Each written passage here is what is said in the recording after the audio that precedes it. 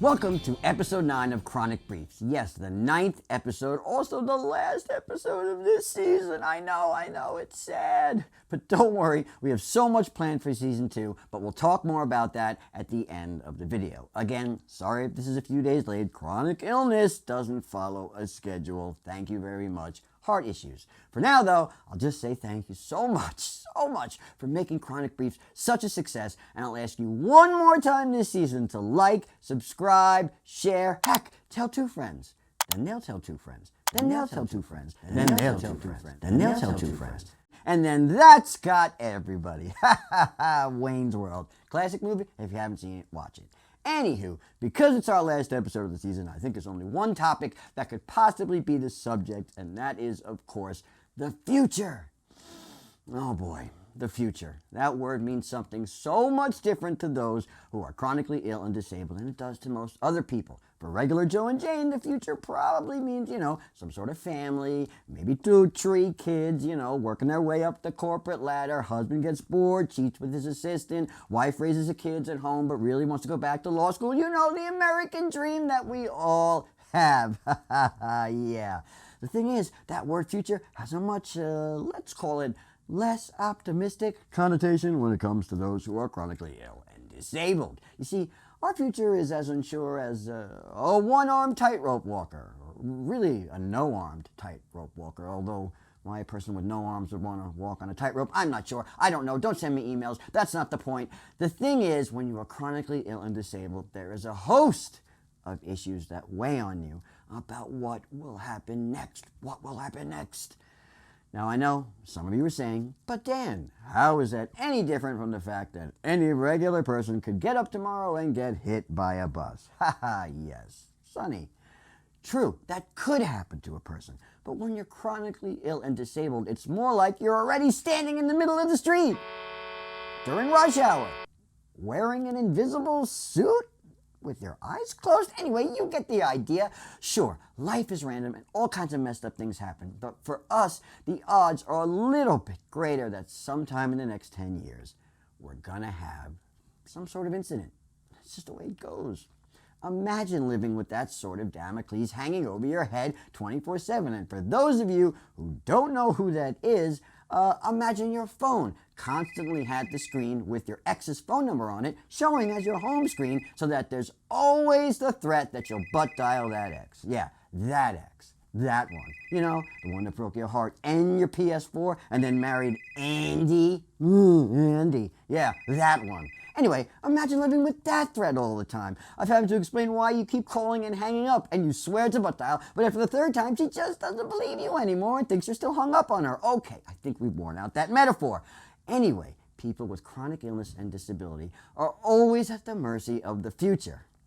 So, what things do you have to worry about, I hear you asking probably. Well, here's a big one. What happens when I get older? Which, again, long haul for me, but for some of my amazing viewers, it's a little closer. What will happen next? Where will I go when my family is gone? Will I have to do this all by myself? That's terrifying and a heck of a thing to have to worry about. It's like right up there with, is the Grubhub delivery guy gonna forget the damn sauce again?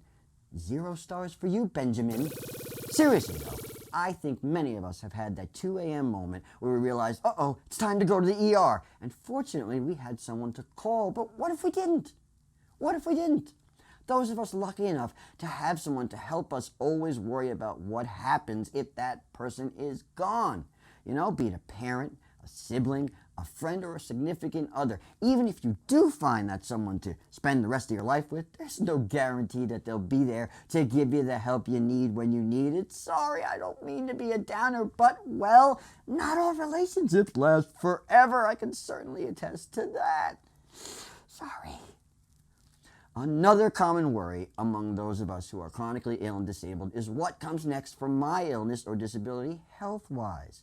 Believe me, none of us are so naive as to think that we actually will get better. I mean, we hope for it, like we hope for world peace and for the McRib to come back. By the way, McDonald's, when is that scheduled? My arteries, they're getting a little too unclogged. Yeah, so soon, okay? Anyway, seriously, we know that there is very little chance that degenerative illnesses and disabilities will suddenly reverse course like a politician in like a politician in any situation ever, I guess. Anyway, somewhere in the back of our minds, stored along with the name of your second grade teacher and the memory of that kid who pooped his pants in gym class, there's the knowledge that someday I'll probably be worse off than I am now.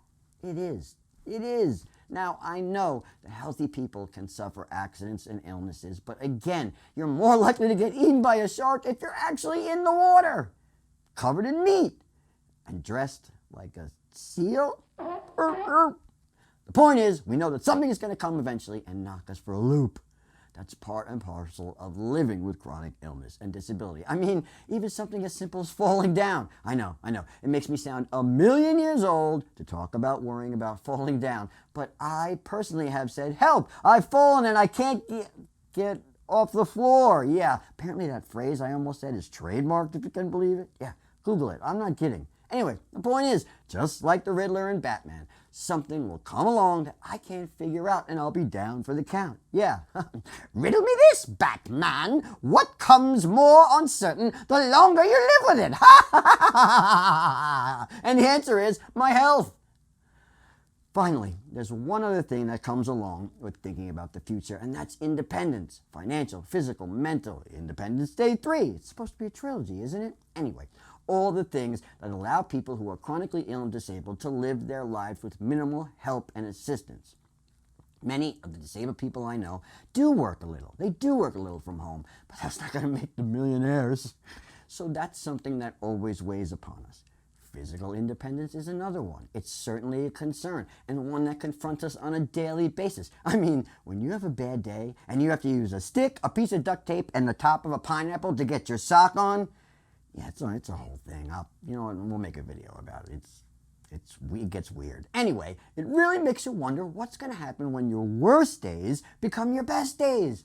And then you have to get someone to help you put your socks on. Do you know how humiliating that is? Do you know how humiliating that is to get someone to put your socks on? It's like one step above leaving your fly down and having the bottom of your shirt stick out while you have to go up on stage in the high school auditorium to give your speech because you're running for class treasurer, because, you're a civic-minded student and, you want to get into college, but then it's all anyone can look at and no one listens or votes for you anyway because it's a popularity contest no matter what, but still, everything after that, you're always known forever as Shirt Wiener. It was awful.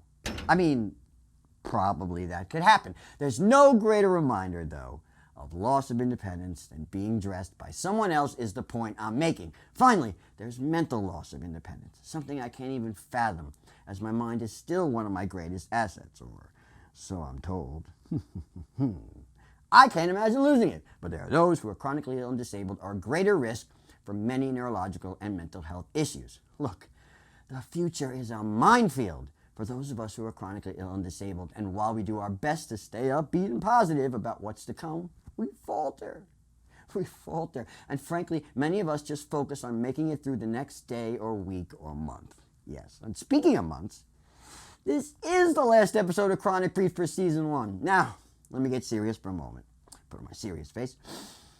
I want to say from the bottom of my heart, thank you. We never thought this silly little video thing would touch and resonate with so many people. Kind of caught us off guard, but I think we rose to the challenge, right? Now, we're going to take a month or two off. I got some medical things to do, and I want to get some things ready and work out some technical challenges for Season 2, but I can tell you that we will have another type of episode next season. Yeah, the regular ones, the news ones, and a third kind. It's going to be fun. Yeah, we're going to meet some great new people. Hint, hint. And we're going to have our trademark fun as usual. In the meantime, it won't just be nothing. There'll be some stuff, some short videos, maybe one or two of the best moments videos, that type of stuff. We don't want to leave you totally empty-handed for the next couple of months. As for when we'll be back, like I said, a couple months, but we're definitely shooting for before Thanksgiving, but probably soon. Probably soon. So, please stay tuned. We'll be back. And in the meantime, for the last time in Season 1, be kind, rewind, keep on keeping on, and we'll talk soon. Real soon. I promise. Yes, Batman, I do have chronic illness. That is the right answer. Ha ha ha ha ha ha!